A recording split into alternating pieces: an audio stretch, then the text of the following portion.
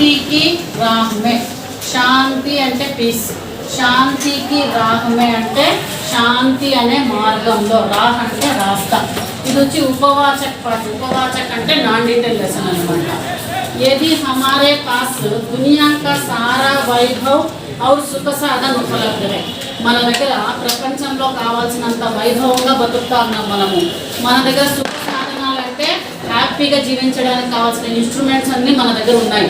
పరంతు శాంతి నహీ high, కానీ మనకు శాంతి మాత్రం లేకపోతే వైసే సుఖ సాధన వ్యర్థ హై. శాంతి లేనప్పుడు అటువంటి సుఖ సాధనాలన్నీ మన దగ్గర ఉండి కూడా వేస్ట్ అన్నమాట. संसार में मानव द्वारा जितने भी कार्य किए जा रहे हैं सबका एक ही उद्देश्य है शांति. సంసార్ మే, ఈ ప్రపంచంలో మానవుడి ద్వారా ఏ పనైనా చేయని, మానవుడు ఏ పనైనా చేయని.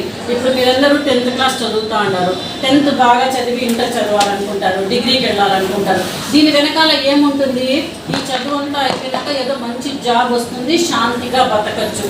కాబట్టి మానవుడు ఏ ప్రయత్నం చేసినా చివరిగా ఏమొస్తుంది? దానికి సొల్యూషన్ శాంతి అనేది వస్తుందన్నమాట.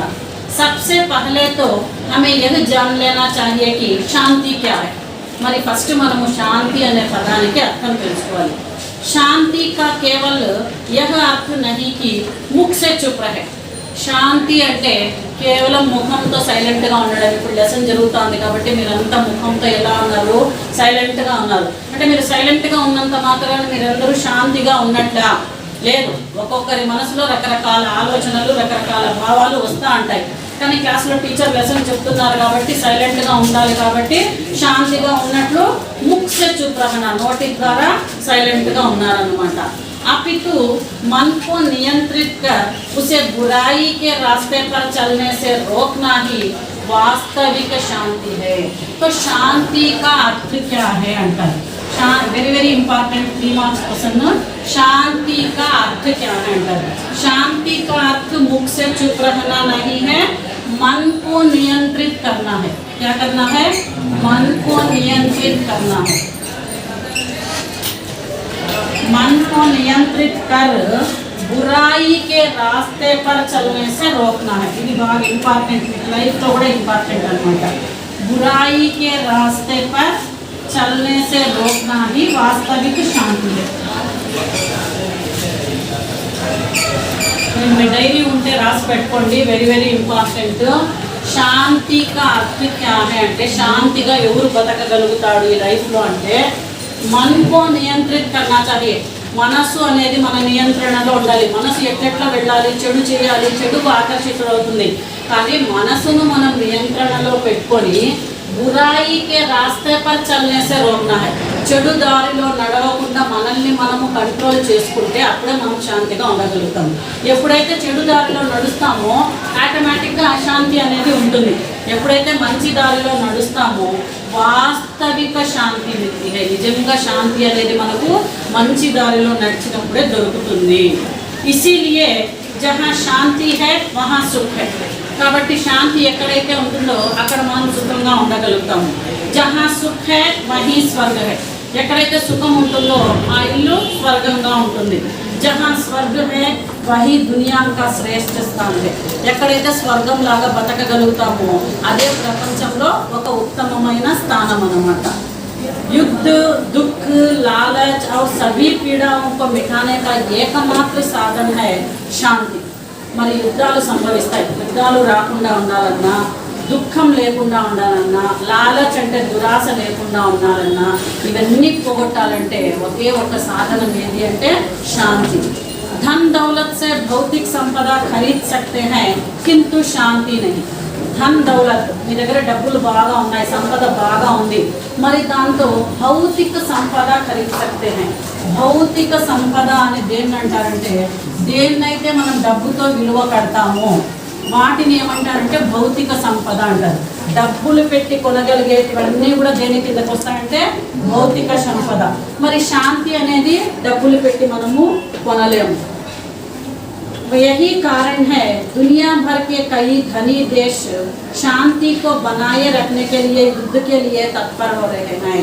यही कारण है.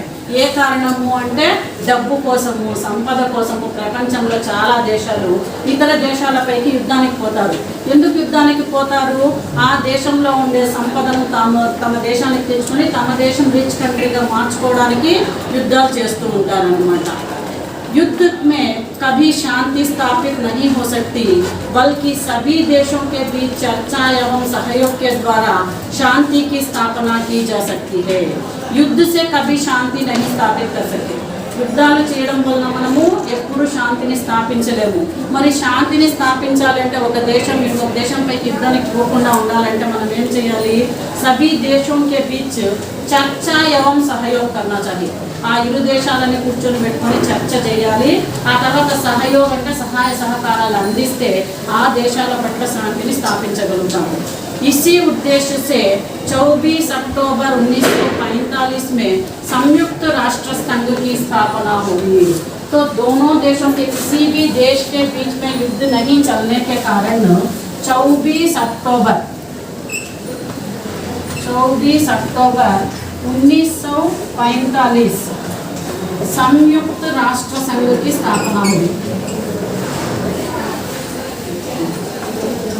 संयुक्त राष्ट्र संघ అంటే యుఎన్ఓ, యునైటెడ్ నేషన్స్ ఆర్గనైజేషన్ మీకు సోషల్లో వచ్చింటుంది. మరి యుఎన్ఓను ఎందుకు స్థాపించినారు అంటే ఈ 1945 1945 ముందు ఏముండేది? ఫస్ట్ వరల్డ్ వార్ జరిగింది, సెకండ్ వరల్డ్ వార్ జరిగింది, ఇండియా చైనా వార్ జరిగింది, ఇండియా పాక్ వార్ జరిగింది. ఇలా ఎన్నో యుద్ధాలు జరుగుతూ ఉన్నాయి. మరి ఆ యుద్ధాలన్నీ జరగకుండా ప్రపంచ దేశాలన్నీ శాంతియుతంగా బతకాలి అంటే ఆ దేశాల పట్ల ఇతర దేశాలను కూర్చొని పెట్టుకొని శాంతి స్థాపన చేయడానికి ఒక సంస్థ అనేది ఫామ్ అయింది. ఆ సంస్థను ఏమంటారు?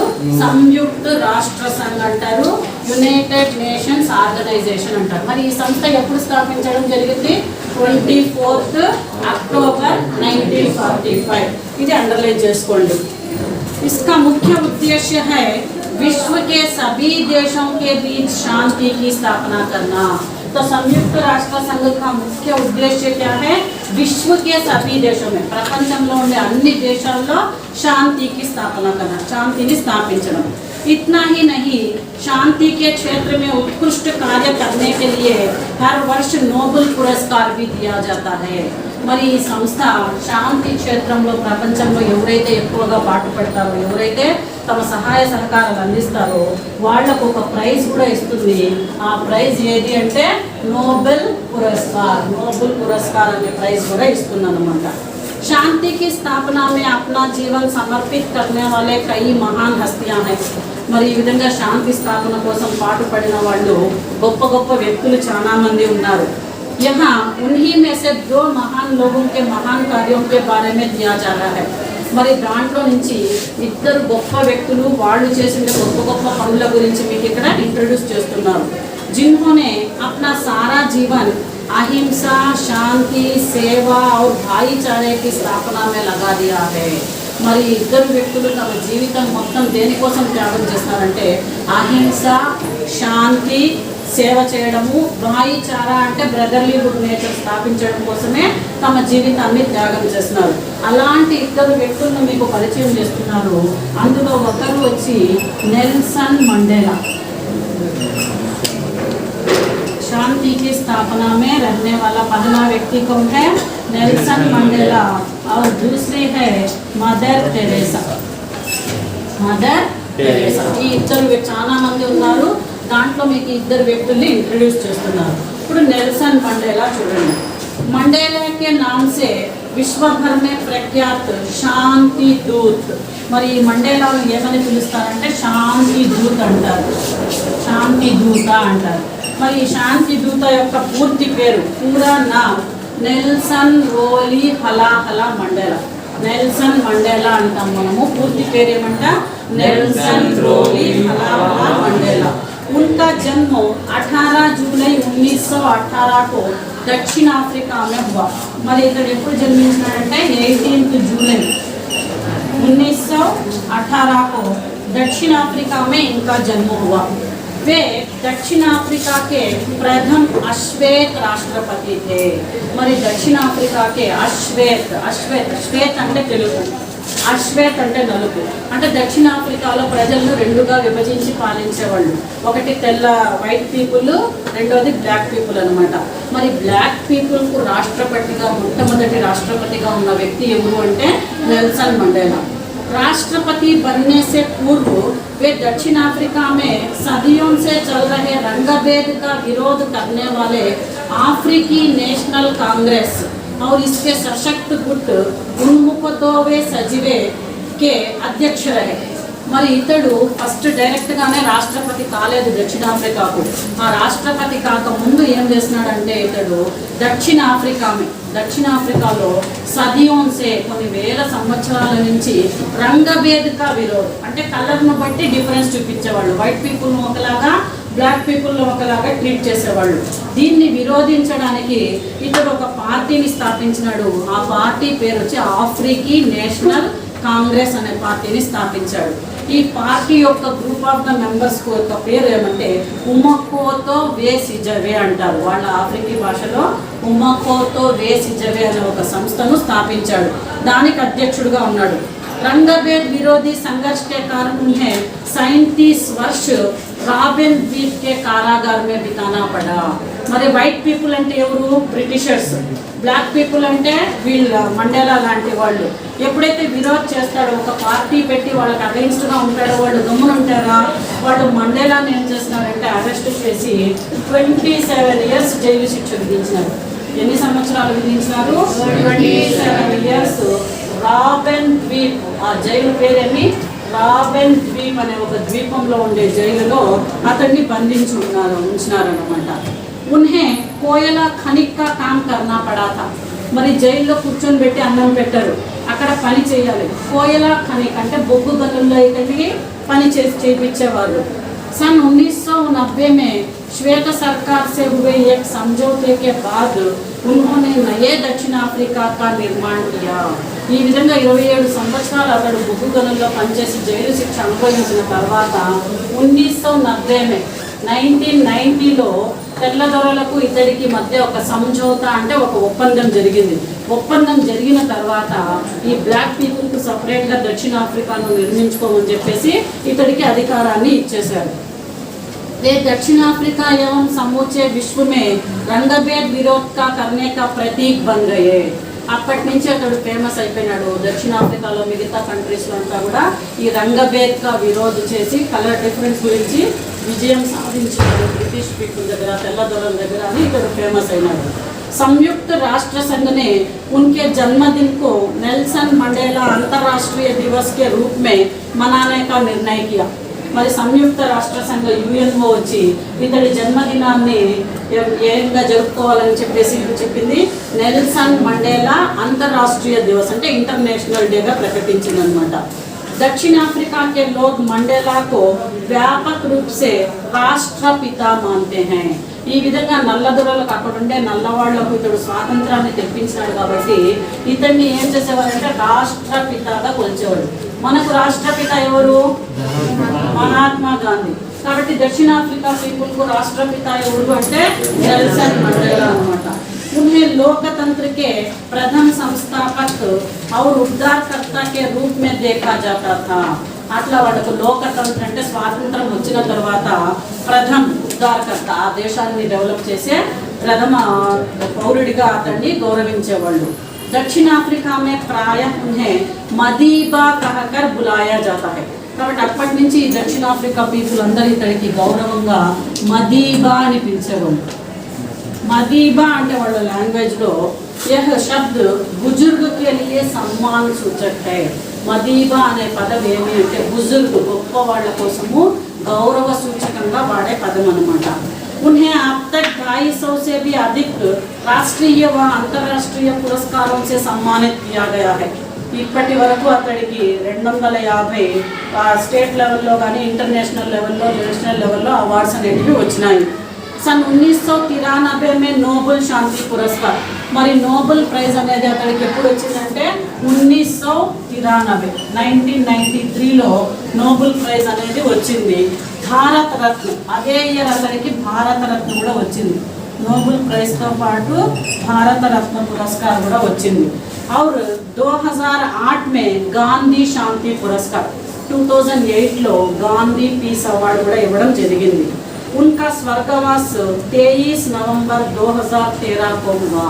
ఈ విధంగా ఒక పోరాటం శాంతిగా పోరాటం చేసి 27 ఇయర్స్ జైలు శిక్షను అనుభవించి శాంతియుతంగా అతడు తెల్లదొరల నుంచి నల్లవాళ్లకు శాశ్వతంగా విముక్తిని కలిగించాడు. అంతటి గొప్ప వ్యక్తి 23 నవంబర్ 2013 లో చనిపోయాడు అన్నమాట. ऐसे शांति दूत के निधन पर सारे विश्व ने अपूर्व श्रद्धांजलि समर्पित किया. మరి ఇంత గొప్పవాడు చనిపోయిన రోజు మొత్తం ప్రపంచమంతా కూడా శ్రద్ధాంజలిని సమర్పించారు. इनका संघर्षमय जीवन हमें शांति की राह में चलने के लिए पथ प्रदर्शित करता है. ఇటువంటి సంఘర్షమయ జీవనం అంటే అతని జీవితం అంతా జైల్లోనే గడిచిపోయింది కాబట్టి అటువంటి సంఘర్షమయ జీవితాన్ని మనం చూసి ఏం నేర్చుకోవాలంటే శాంతి అనే మార్గంలో మనం నడిస్తే దేనినైనా సాధించవచ్చు. ఎంతటి వాళ్ళైనా మనం శాంతిగా ఉంటే వాళ్ళు మారుతారు అనే నీతిని మనము ఇతన్ని చూసి తెలుసుకోవచ్చు. నెక్స్ట్ ఇంకొక వ్యక్తిని పరిచయం చేస్తున్నారు, మదర్ తెరేసా. मदर तेरेसा एक ऐसा नाम है जो शांति, करुणा, प्रेम व वात्सल्य का पर्याय कहलाती है. మరి మదర్ తెరేసాకు మనం పర్యాయ పదంగా ఏం చెప్పొచ్చు అంటే శాంతి. ఆమె పర్యాయ పదమే శాంతి అన్నమాట. కరుణ, ప్రేమ, వాత్సల్యము ఇవన్నీ కూడా ఆమె యొక్క పర్యాయ పదాలు. ఐసి మహాన్ మాతా కా పూరా నాము ఆగ్నేష్ గోంషే భోజాషియు తెరేసా. ఆమె యొక్క పూర్తి పేరు ఏమంటే ఆగ్నేష్ గోంషే భోజాషియు తెరేసా అన్నమాట. उनका जन्म 26 अगस्त 1910 में हुआ. మరి మదర్ తెరేసా ఎప్పుడు జన్మించింది అంటే 26 अगस्त 1910 में हुआ. 26 अगस्त 1910 में हुआ और स्वर्गवास 5 सितंबर 1997 में हुआ. మరి ఎప్పుడు చనిపోయిందంటే 5 సెప్టెంబర్ 1997లో చనిపోయింది అనమాట. और वैसे तो ये యుగోస్లేవియా ముల్క్ की थी. మరి ఈమె యొక్క స్వస్థలం ఎక్కడ అంటే యుగోస్లేవియా. ముల్క్ అంటే రాజ్యం, యుగోస్లేవియా రాజ్యానికి చెందింది. आगे चलकर सेवा की भावना में रत होकर भारत की नागरिकता स्वीकार कर ली. ఒక సేవా భావంతో ఆమె భారతదేశానికి రావడము, ఇక్కడ భారతదేశంలోనే ఉండి భారత్ కి నాగరికత స్వీకార్ కర్లేనా అంటే ఇండియన్ సిటిజన్షిప్ అనేది ఆమె స్వీకరించింది అనమాట. आरंभ में उन्होंने अध्यापिका के रूप में काम किया. फस्ट आमे इंडिया को వచ్చింది ఎలా అంటే అధ్యాపిక, ఒక టీచర్ లాగా వచ్చిందన్నమాట. किंतु उनका सपना कुछ और ही था. वे अनाथों, गरीबों और रोगियों की सेवा करना चाहती थी. ఆమె ఒక టీచర్గా వచ్చింది, స్లమ్ ఏరియాస్లో పిల్లలకు పాఠాలు చెప్తూ ఉండేది. కానీ అక్కడ వాళ్ళ పరిస్థితులన్నీ చూసిన తర్వాత ఆమెకు ఆ అనాథ పిల్లల్ని చూసిన తర్వాత అనాథ పిల్లలకు, రోగగ్రస్తులకు, వాళ్ళకందరికీ పేదవాళ్లకు సేవ చేయాలనే భావన ఆమెలో ఎక్కువగా పెంపొందించింది. इसीलिए उन्होंने सन 1950 में కోల్కతా में మిషనరీస్ ఆఫ్ చారిటీ की స్థాపన की. మరి సేవ చేయడానికి ఆమె ఒక సంస్థను స్థాపించింది 1950లో. ఏం ఆ సంస్థ పేరు అంటే missionaries of charity. Missionaries of charity అనే సంస్థను స్థాపించింది అన్నమాట. అది అండర్లైన్ చేసుకోండి. उनके द्वारा स्थापित संस्था को ही निर्मल हृदय कहते हैं. మరి ఈ సంస్థ పేరునే మనము నిర్మల హృదయ అని కూడా అంటారు. మిషనరీస్ ఆఫ్ చారిటీ అంటారు, నిర్మల్ హృదయ అంటారు. కోల్కతా అంటే కలకత్తాలో స్థాపించింది. उन्होंने अपना सारा जीवन गरीब, अनाथ और बीमार लोगों की सेवा में लगा दिया. ఈ విధంగా ఒక సంస్థను స్థాపించి తన లైఫ్ మొత్తము పేదవాళ్ల కోసము, అనాథ పిల్లల కోసము, అనాథల కోసము, రోగగ్రస్తుల కోసము ఆమె పనిచేస్తూ ఉందన్నమాట. सन 1970 तक वे गरीबों और असहायों के लिए अपने मानवीय कार्यों के लिए प्रसिद्ध हो गई. 1970 तक 1970 వరకు ఆమె సైలెంట్గా ఒక సంస్థను స్థాపించి ఆమె పని ఆమె చేసుకుంటూ పోయిందనమాట. 1970లో ఆమె పేరు అనేది మార్మోగిపోయింది. ఆమె చేస్తూ ఉండే గొప్ప మానవీయ కార్యం అంటే మానవతా దృక్పథంతో చేస్తూ ఉండే సేవలు అందరికీ తెలిసినాయి. और वो प्रसिद्ध हो गई. सन 1979 में उन्हें नोबेल पुरस्कार और 1980 में भारत रत्न पुरस्कार से सम्मानित हुई। 1979 में మరి ఈమె సేవలను గుర్తించిన గవర్నమెంట్ 1979 అంటే 1979లో ఈమెకు వచ్చి నోబెల్ ప్రైజ్ వచ్చింది। ఆ తర్వాత 1980లో భారత రత్న అనే అవార్డు ఆమెకు ఇవ్వడం జరిగిందన్నమాట। उन्होंने कथनी से कहीं करनी को अधिक महत्व दिया। ఈ పాయింట్ అండర్లైన్ చేసుకోండి। कथनी से कहीं करनी को अधिक महत्व दिया।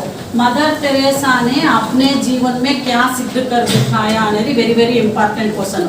అక్కడ ఈ పాయింట్స్ రూపంలో రాయాలి మీరు। मदर तेरेसा ने अपने जीवन में यह सिद्ध कर दिखाया कि कथनी से कहीं करनी को अधिक महत्व दिया। कथनी అంటే చెప్పడం కంటే, करनी అంటే చేయడం, చెప్పడం కంటే చేసి చూపించడం మేలు అని చెప్పిందనమాట। నెక్స్ట్ ఏం చెప్పిందంటే वे हमेशा कहा करती थी प्रार्थना करने वाले होठों से सहायता करने वाले हाथ कहीं अच्छे हैं। ఇది సెకండ్ పాయింట్। ప్రార్థన करने वाले అంటే ప్రార్థించే పెదవుల కన్నా సహాయం చేసే చేతులు మిన్న అనేది ప్రూవ్ చేసిందనమాట। मातृभूमि करुणामयी मातृमूर्ति करुणामयी मदर तेरेसा ने अपने जीवन में यह साबित कर दिखाया कि मानव सेवा ही माधव सेवा है। ఇది థర్డ్ పాయింట్। మానవులకు సేవ చేయడమే దేవునికి, మాధవుడు అంటే దేవుడికి సేవ చేసినట్లు। नेक्स्ट फोर्थ पॉइंट వచ్చి परोपकार के पथ पर चलने वालों को ही वास्तविक जीवन मिलता है। పరోపకార్ కే పథ్ పర్ ఇతరులకు ఉపకారం చేయాలి అనే దారిలో ఎవరైతే నడుస్తారో వాళ్ళకే నిజమైన జీవితం అనేది దొరుకుతుంది। ఇవి ఆమె లైఫ్లో ఆమె ప్రూవ్ చేసిందనమాట। आज वे हमारे बीच नहीं रही किंतु उनके महान विचार, उत्कृष्ट कार्य और श्रेष्ठ परोपकारी गुण आज भी विश्व ज्योति के रूप में हमें वास्तविक जीवन बिताने की राह दिखाते हैं। ఈ రోజు ఆమె లేకపోయినా కూడా ఆమె చేసిండే గొప్ప పనులు అనేటివి, ఆమె చేసిండే గొప్ప గొప్ప కార్యాలు, ఆమె యొక్క గొప్ప గొప్ప ఆలోచనలు, ఆమె యొక్క గొప్ప ఇతరులకు ఉపకారం చేసే గుణము అనేది మనకు నిజంగా జీవితం అనేది గడపాలి అంటే ఎలా ఉండాలి అనేది మనం ఈమెను తీసుకొని నేర్చుకునేటట్లుగా ఆమె అన్ని గొప్ప పనులు చేసి వెళ్ళిందనమాట। ఇది మదర్ తెరేసా గురించి। కాబట్టి ఇంపార్టెంట్ క్వశ్చన్ వచ్చి అది అండర్లైన్ చేసుకోండి। मदर तेरेसा ने अपने जीवन में क्या सिद्ध कर दिखाया। फर्स्ट पॉइंट कथनी से कहीं करनी को अधिक महत्व दिया। नेक्स्ट प्रार्थना करने वाले होठों से सहायता करने वाले हाथ कहीं अच्छे अधिक अच्छे हैं। और तीसरा मानव सेवा ही माधव सेवा है। और चौथा परोपकार के पथ पर चलने वालों को ही वास्तविक जीवन मिलता है।